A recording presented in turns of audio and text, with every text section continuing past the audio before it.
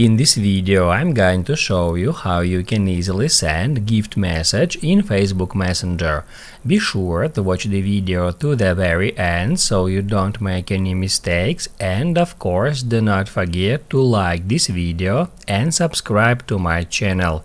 Thanks guys.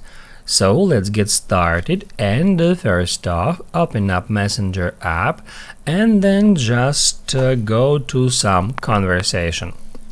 After that, enter your message, tap at that search icon, and then at SendFX, just drag it a bit to the left until you find that gift box.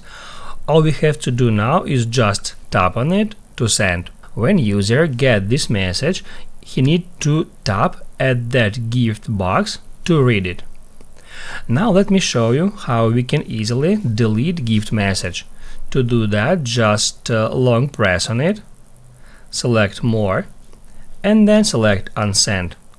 Unsend for everyone or unsend just for you.